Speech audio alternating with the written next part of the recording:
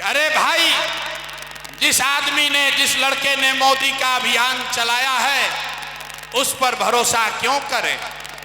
बिल्कुल बात वाजिब है, लेकिन अगर आप मेरे परिचय का ये हिस्सा जानते हैं कि 2014 में इस देश में मोदी जी का अभियान हमने चलाया है, तो आप में से कुछ लोग ये भी जानते होंगे कि 2014 से 2024 तक इस देश में मोदी और अमित शाह, भाजपा जहां कहीं भी हारा है, हराने वाला नेता और दल कोई भी हो, उसके पीछे भी कंधा और बुद्धि इसी प्रशांत किशोर ने लगाया है।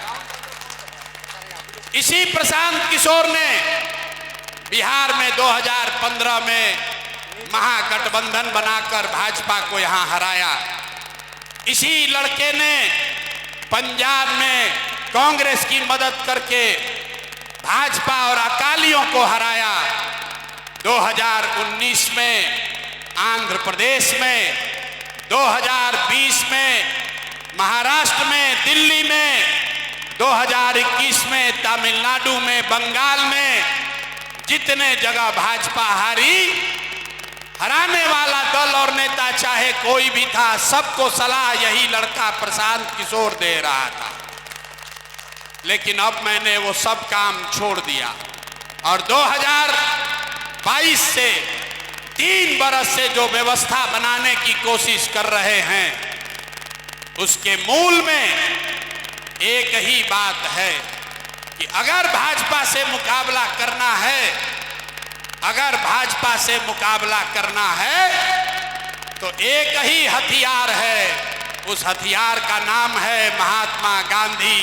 गांधी के विचारधारा को खड़ा करके ही भाजपा से लड़ाई लड़ी जा सकती है और उसी प्रयास का नाम है जन सुराज। ये किसी व्यक्ति का दल नहीं है, किसी जाति का दल नहीं है, किसी परिवार का दल नहीं है।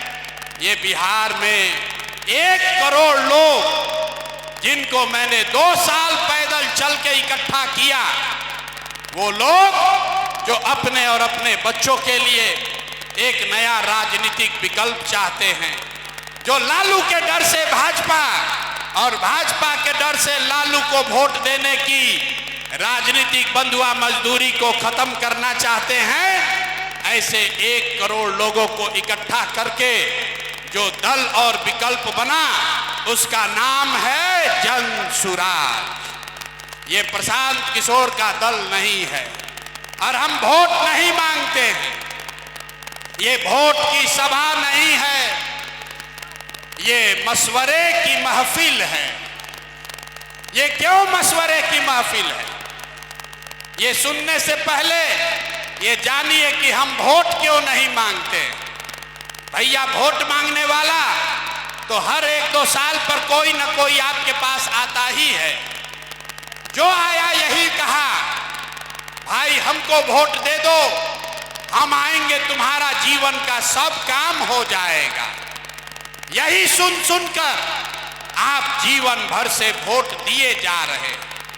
40-50 साल तक हम लोगों ने पहले कांग्रेस को जिताया, फिर 15 बरस गरीब के बेटा लालू जी को राजा बनाए। अभी 18-19 साल से नीतीश बाबू कुर्सी पर बैठे हैं। दिल्ली में मोदी जी भी प्रधानमंत्री बन गए, लेकिन आपका और आपके बच्चों का जीवन नहीं सुधरा।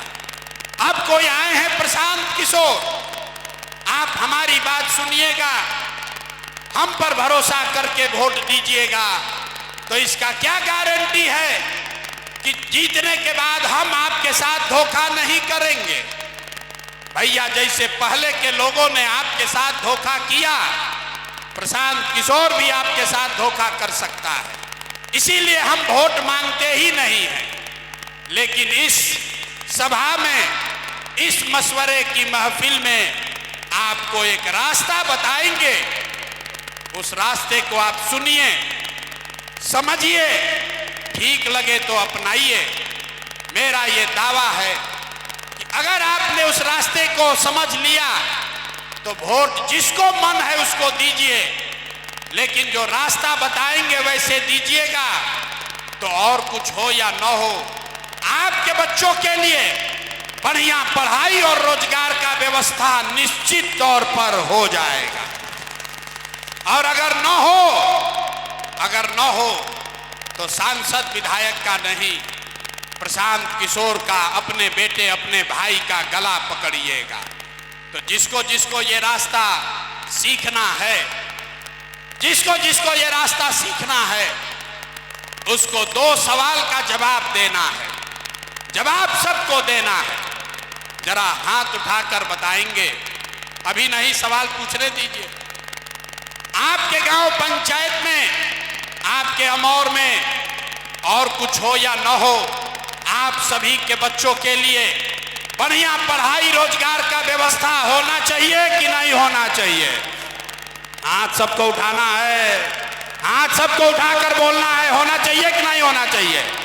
जोर से बोलिए, होना चाहिए कि नहीं होना चाहिए? होना चाहिए कि नहीं होना चाहिए? होना चाहिए। हम नहीं सिखाए, हमने नहीं सिखाया। यहां बैठे हुए सारे लोग, चाहे आप हिंदू हैं या मुसलमान, अगड़े हैं या पिछड़े, अमीर है या गरीब, पढ़े लिखे हैं या अनपढ़, सबने कहा कि न भैया, पढ़ाई और रोजगार तो होना ही चाहिए।